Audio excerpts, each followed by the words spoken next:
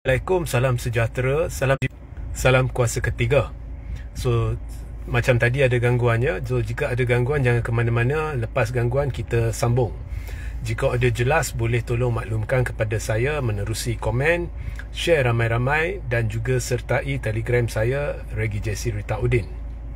Baik, saya terbaca satu laporan oleh Malaysia Kini yang memetik seorang MP dari Pakatan Harapan, khususnya MP dari Beruas, ya, yang telah mencadangkan agar berlaku penggubalan undang-undang yang membolehkan pelantikan Perdana Menteri secara terus menerusi proses Dewan Rakyat, di mana ahli-ahli Dewan Rakyat saya kira akan mengundi untuk menentukan MP mana yang mendapat sokongan majoriti dan dialah yang akan dilantik sebagai Perdana Menteri. So, itu cadangannya. So, directly through Dewan Rakyat. So, ini telah menimbulkan banyak persoalan dan ini telah ditanya kepada saya, khususnya satu soalan iaitu, bolehkah Parlimen bersidang sebelum Perdana Menteri dilantik? Okey, so ini saya akan jawab. Now, pertama ya, apabila MP Beruas mencadangkan bahawa pelantikan Perdana Menteri dilakukan terus menerusi proses Dewan Rakyat, undian Dewan Rakyat, ada satu perkara yang PH perlu faham, bahawa dengan meminda Perlembagaan Persekutuan untuk membolehkan perkara ini terjadi, ya, sebab ia akan melibatkan banyak pindaan Perlembagaan Persekutuan, maka anda secara langsung mengurangkan satu kuasa yang di Pertuan Agong. Kerana pada ketika ini yang di Pertuan Agong ada kuasa budi bicara mutlak untuk menentukan, ya, pada hemat Seri Paduka Baginda Tuanku, siapa yang mungkin mendapat sokongan majoriti. Kita lihat contoh dalam kes PRU 15, ya. Pada masa tu yang di Pertuan Agong adalah Al Sultan Abdullah dari Pahang. Dan walaupun ya selepas pilihan raya umum ke-15, ya, Perikatan Nasional telah menampilkan 115 akuan bersumpah. Ini adalah dokumen perundangan yang sah yang menunjukkan sokongan terhadap Tan Sri Muhyiddin Yassin.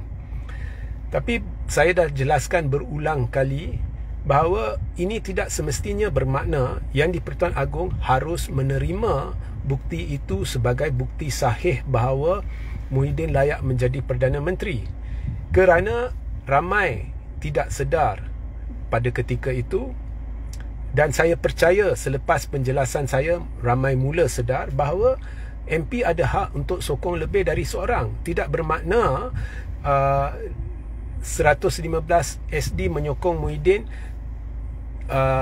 tak akan ada jumlah SD majority yang menyokong orang lain.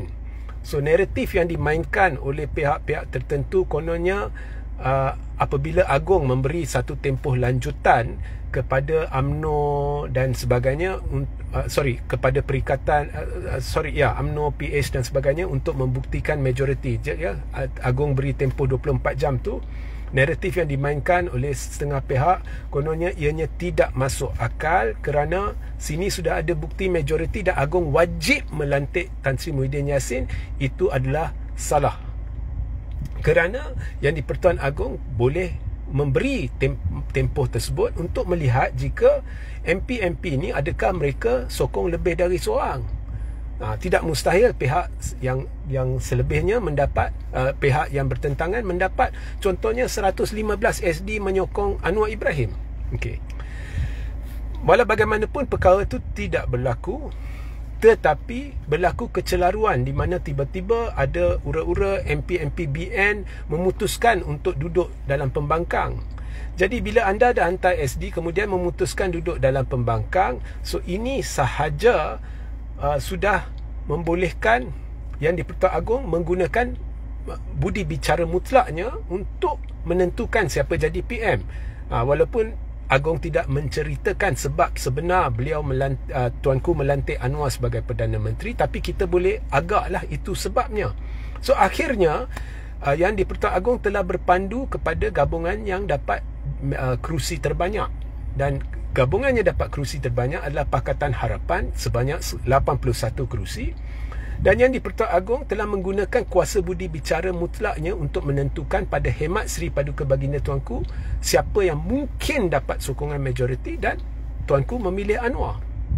So maknanya Tuanku yakin Anwar mungkin dapat sokongan majoriti walaupun tidak ada bukti di tangan yang Anwar ada sokongan majoriti. So itu adalah kuasa budi bicara mutlak yang di-Pertuan Agong untuk melantik seorang Perdana Menteri yang jelas telah tonjolkan pada PRU 15. Dan akhirnya Anwar telah membuat usul undi percaya walaupun Anwar tidak sebenarnya perlu melakukannya dari sudut undang-undang perlembagaan, tapi melakukannya, dan Anwar telah berjaya mendapat sokongan majoriti. Kerana lazimnya MP ni kalau orang tu dah dapat jawatan Perdana Menteri, maka mereka lebih baik kita sokong je lah, ya, lebih orang macam tu lah. So sekarang kalau anda memberitahu bahawa MP Beruas telah beritahu, ya, kita tak mau situasi ada akuan bersumpah kemudian orang ni kata dia ada majoriti, tak timbul soal itu. PRU 15 telah buktikan tak timbul soal itu. Kan Muhyiddin ada dalam tangan 115 sokong dia, tapi tidak semestinya Yang di-Pertuan Agong pilih Muhyiddin sebagai Perdana Menteri. So tak timbul soal itu, dan itu telah dibuktikan pada PRU 15. So maknanya kuasa budi bicara Agong yang akhirnya akan jadi penyelamat. So dari sudut itu, hujah yang digunakan sebagai alasan untuk memberikan, ya, secara tidak langsung kuasa kepada Parlimen untuk melantik Perdana Menteri. Walaupun yang melantik ialah Yang di-Pertuan Agong, tapi yang menentukan 100% Parlimen, anda telah merampas sebahagian kuasa budi bicara mutlak Yang di-Pertuan Agong, ya. So itu satu. Kedua, ada orang tanya saya, macam mana Regi, ini tak mungkin, cadangan ini tak masuk akal, kerana menurut Perlembagaan Persekutuan Yang di-Pertuan Agong perlu melantik seorang Perdana Menteri, kemudian Perdana Menteri akan menasihatkan Yang di-Pertuan Agong calon-calon yang akan duduk dalam Kabinet Persekutuan sebelum Agong melantik calon itu sebagai menteri-menteri dalam Kabinet Persekutuan. Kemudian setelah diwujudkan kerajaan, baru Parlimen bersidang. So jadi macam mana Parlimen nak tentukan? Ini salah sebenarnya siapa ketua yang mengetuai Parlimen? Yang di-Pertuan Agong.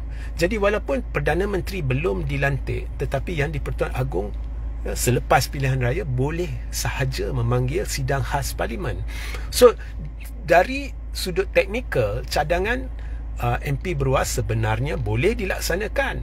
Maknanya selepas PRU 15, ya, maknanya perlembagaan dipindah sebegitu rupa supaya selepas berlaku PRU, kemudian MP-MP baru, ya, yang duduk dalam dewan, yang dipilih oleh rakyat sebagai MP ni, Agong memanggil sidang khas Parlimen untuk menentukan siapa harus jadi Perdana Menteri. Dan kemudian bila sidang khas ini diadakan, maka MP-MP akan mengundi siapa jadi Perdana Menteri, dan sesiapa yang mendapat undi majoriti, dialah wajib dilantik sebagai Perdana Menteri oleh Yang di-Pertuan Agong. Okey, so dari sudut teknikal boleh dilaksanakan, ia melibatkan banyak pindaan. Tetapi ini menjadikan Yang di-Pertuan Agong sedikit seperti rubber stamp. Okey, MP dah tentukan sekarang, cop, okey, dia ni Perdana Menteri. Tak boleh, anda sudah rampas sebahagian daripada kuasa budi bicara mutlak Yang di-Pertuan Agong. Apa sebabnya anda nak lakukan itu? Biar Agong yang tentukan. Contohnya kita balik pada PRU 15. Agong telah selamatkan keadaan. SD bukan jadi isu.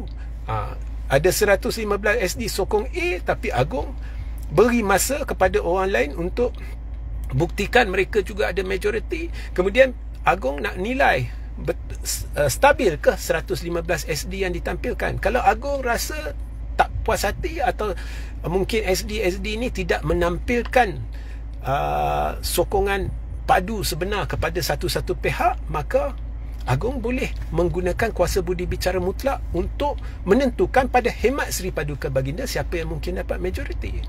So tak perlu benda ni. Lebih baik pindah perlembagaan untuk memberi rakyat ya, kuasa untuk memberi pandangan menerusi undi siapa harus jadi PM. Bukan merampas kuasa mutlak yang di-Pertuan Agong, bukan. Akhirnya Agong juga yang akan tentukan, tetapi beri rakyat pilih siapa yang mereka fikir harus jadi Perdana Menteri. Itu pernah saya jelaskan dalam satu siri live, dan saya boleh ulangi dalam satu lagi siri live bagaimana benda tu boleh dilaksanakan. Maknanya rakyat memberi pendapat siapa harus jadi Perdana Menteri menerusi undian pada pilihan raya. So saya kira pendapat cadangan MP Beruas ini tidak baik kerana ia mampu ia secara tidak langsung mencadangkan perampasan sebahagian kuasa mutlak budi bicara yang di-Pertuan Agong. So itu pendapat saya lah. Sehingga kita berjumpa di lain masa. Assalamualaikum, salam sejahtera, salam GBN, salam Malaysia dan salam kuasa ketiga.